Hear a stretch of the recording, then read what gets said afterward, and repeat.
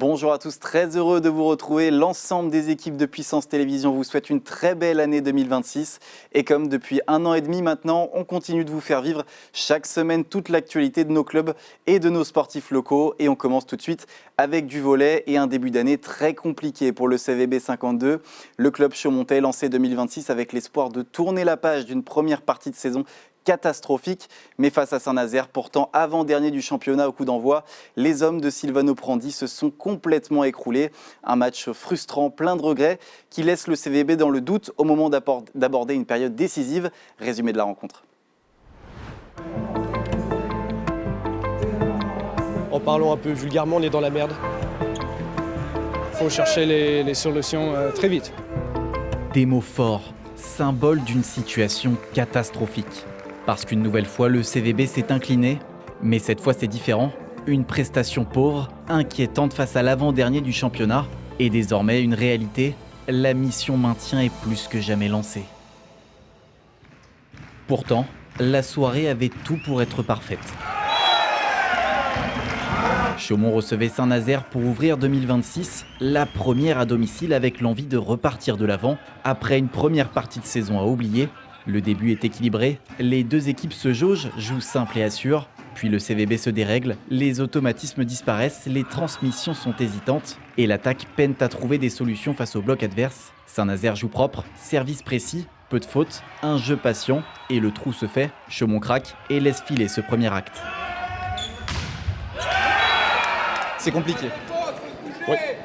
Il faut analyser le match, il faut voir qu'est-ce qu'on a fait mal et qu'est-ce qu'on a fait bien pour le garder. Et oui, il n'y a pas trop de mots pour ce moment-là. On va rester concentré sur le prochain match, on va se préparer physiquement, tactiquement, techniquement. Dans le deuxième set, même scénario mais en pire. Les échanges s'étirent et trop souvent finissent côté Saint-Nazaire.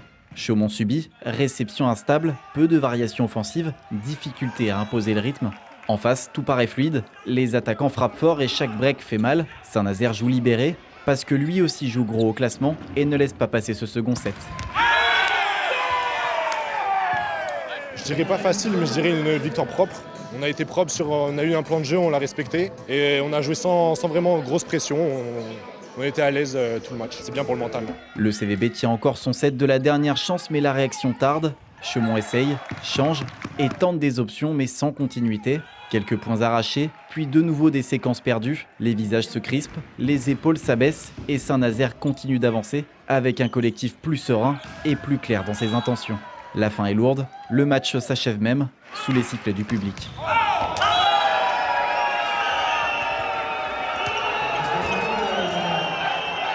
C'est vraiment une situation qui est très compliquée, mais il faut aussi qu'on prenne conscience de la situation. Voilà, là, ce soir, c'était vraiment une pâle prestation. Il n'y a pas grand-chose à tirer de positif. Je ne sais pas si c'est un manque d'envie ou peut-être de la frustration, de la crispation.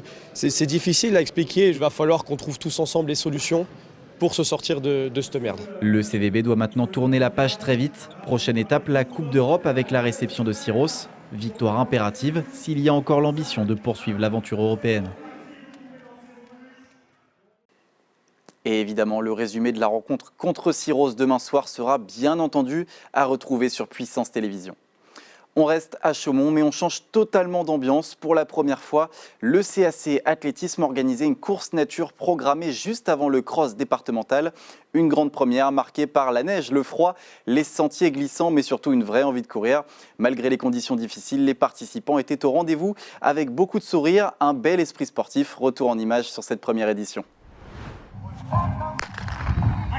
C'est sous un froid glacial que le départ est lancé. Ce dimanche, Chaumont accueillait la toute première course nature, organisée juste avant le championnat départemental de cross. Une nouveauté pour lancer la journée et attirer un peu plus de monde autour de la discipline. Pour l'occasion, 50 coureurs étaient présents sur la ligne de départ. Donc on a essayé de faire un programme un peu pour tout le monde, un parcours pour tout le monde. Donc la neige, évidemment, on n'était pas prévu, quoi qu'il l'avait annoncé, mais on n'y croyait pas trop. Puis au final, c'est vrai que ça fait une petite ambiance sympa, une ambiance hivernale, c'est pas plus mal. Le principe est simple, un parcours d'environ 2,5 km à répéter 4 fois. Un tracé classique mais loin d'être facile. But, rondins, bottes de paille ou encore passage serré. De quoi obliger chacun à rester concentré du début à la fin. Une première édition marquée par la présence de la neige, synonyme d'un terrain compliqué. Et malgré le froid, l'ambiance est là. Famille, amis, licenciés ou non, les quelques supporters courageux qui ont fait le déplacement encouragent les coureurs. Oh ben, c'est un bonheur. C'est un bonheur de voir la jeunesse courir. Il faut oser, hein. Il faut oser s'engager. Hein. Quand on aime ça, on est ici par tous les temps. Quand on est coureur, je pense qu'on aime bien aussi bien courir que venir encourager les copains ou les copines. C'est quelque chose qui est assez agréable. Tour après tour, la fatigue commence à se faire sentir. Le rythme baisse un peu et les obstacles paraissent plus hauts, mais la ligne d'arrivée motive. Et à l'avant, un visage bien connu du demi-fond français. Un coureur expérimenté, double médaillé au championnat de France sur 4 x 800 mètres. Une course bien différente de ses habitudes, mais qui ne l'a pas empêché de dominer la compétition et de s'imposer largement. C'est vrai que c'était sympa, le parcours il est dur, et puis le revêtement il aide pas, hein, franchement. Et puis bon, il y a un froid qui est quand même pas mal. On n'a pas souvent l'occasion de courir sous la neige, et je trouve que sur les courses comme ça, un peu plaisir, ça fait du bien, quoi, c'est sympa. Derrière, chacun termine à son rythme, beaucoup sourient, certains récupèrent longuement, mais tous sont contents d'être allés au bout. Terrain très compliqué, justement, là derrière nous, là, c'est très compliqué, monter les descentes. Là. Alors sans pointe en plus, c'est pas évident. C'est quand même sympa. C'est un beau parcours. Pour une première, je suis content. C'était un peu dur quand même, on savait pas trop à quoi s'attendre. Mais bon, ça s'est bien passé. Il y a une bonne ambiance, moi on m'a aidé à monter, on m'a tiré la main, franchement c'était sympa, il y a une bonne ambiance. Pour le club, cette première édition avait valeur de test avec pour objectif de voir si le format fonctionne, si le public suit et si la course trouve sa place dans le calendrier. Une première modeste mais réussie qui devrait maintenant perdurer dans le temps. On reste dans la course, mais cette fois-ci sur la piste. Le bragard Ethan Cavin, 14 ans, licencié au COSD Athlétisme, vient de frapper un grand coup. Lors d'une compétition à Reims, il a réalisé la meilleure performance française de l'année en épreuve combinée indoor avec un total de 3031 points. 5 épreuves en 5 heures, record personnel sur le 50 mètres. Sur le 50 mètres, nouveau record du saut en hauteur avec 1,64 m, 5,82 m en longueur, près de 10 mètres au poids et un 1000 mètres bouclé en 2 minutes 56, un enchaînement qui lui permet de dominer le classement national de sa catégorie. Prochain rendez-vous pour lui, les championnats du Grand Est dès le 10 janvier prochain. Place maintenant à notre portrait de la semaine. Dans l'ombre des circuits, loin des projecteurs, il y a des sportifs qui construisent leur parcours avec patience et détermination. Tanguy, lui, a 24 ans, il roule depuis l'enfance et consacre aujourd'hui une grande partie de sa vie au motocross.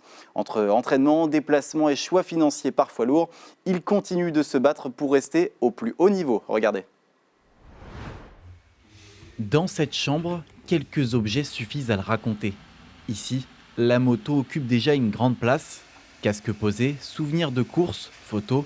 À 24 ans, Tanguy a déjà passé une bonne partie de sa vie sur les circuits. Tout commence très tôt. Il a 3 ans lorsque son père l'installe pour la première fois sur une petite moto. Rapidement, la passion s'impose.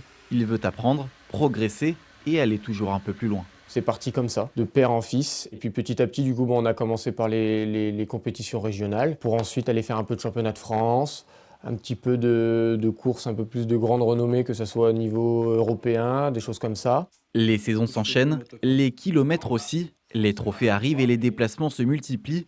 Et puis, à 13 ans, Tanguy découvre l'équipe de France, une vraie fierté et une expérience qui marque. Et alors explique-moi ce qu'on trouve là-bas avec un numéro 10 et... Alors ça, c'est mon maillot quand j'étais en équipe de France, donc quand il y a eu les confrontations franco-italiens. Je le trouvais très beau et puis du coup on l'a encadré parce que voilà, la fédération nous les donne à chaque fin d'épreuve. Pareil, celui-là il est iconique, c'est l'équipe de France quand même. Bah ouais, l'équipe de France en plus, il y a le nombre d'étoiles que l'équipe de France a gagné. Le motocross des nations, etc. Bon, après, forcément, maintenant, ils en ont gagné encore plus, mais moi, je ne sais plus quand il y avait d'étoiles, je crois qu'il y en avait 4 ou 5, je crois, à cette époque-là. Maintenant, je crois qu'ils en sont à 8, je crois, un truc comme ça. Je le ressens plus maintenant à me dire, ah ouais, quand même, en fait. J'ai fait quelque chose où je me dis, on n'est pas beaucoup à l'avoir fait. Il y en a plein qui l'ont fait, mais on n'est pas beaucoup. Mais sinon, ouais, non, quand on est plus jeune, on ne le ressent pas forcément. Mais derrière les images de course, il y a la réalité. Le motocross reste un sport coûteux où il est difficile d'en vivre. L'an dernier, Tanguy a investi près de 45 000 € pour rouler, bien plus que ce que la saison lui a rapporté. Une passion avant tout, qui demande des choix et parfois des sacrifices.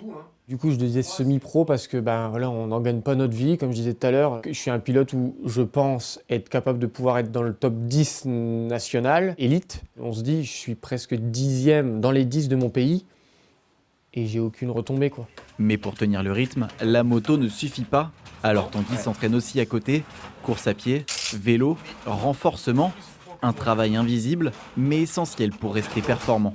Bon, on n'a pas trop le choix, hein. Ça reste un sport de haut niveau et de sport extrême. Si on ne s'entraîne pas, en fait, on va avoir que de la technique. En motocross, la technique va nous permettre de pouvoir faire 1 ou 2 tours. Par contre, tenir des manches, moi, en championnat, c'est des manches de 30 minutes. 30 minutes, on peut pas du tout tenir. À ses côtés, il peut compter sur Jason, un ami d'enfance qui connaît le motocross aussi bien que lui, présent pour l'aider, l'encourager et aussi l'accompagner. C'est important d'être là pour le soutenir, parce que le motocross reste quand même un sport qui est rude, que ce soit mentalement ou physiquement. Ça lui permet aussi, lui, de sortir un peu de ce monde du motocross et pouvoir faire d'autres choses à côté, pouvoir se vider un peu la tête en pensant pas forcément au sport et au motocross. Dans cette salle, Tanguy prépare la suite. Entre effort, discipline et sacrifice, il continue de construire sa carrière avec un objectif simple, rester au plus haut niveau le plus longtemps possible. Voilà pour ce premier rendez-vous sportif de l'année. Merci de votre fidélité. Une nouvelle fois, très belle année 2026 à toutes et à tous. Et bien sûr, l'information continue sur Puissance Télévisions.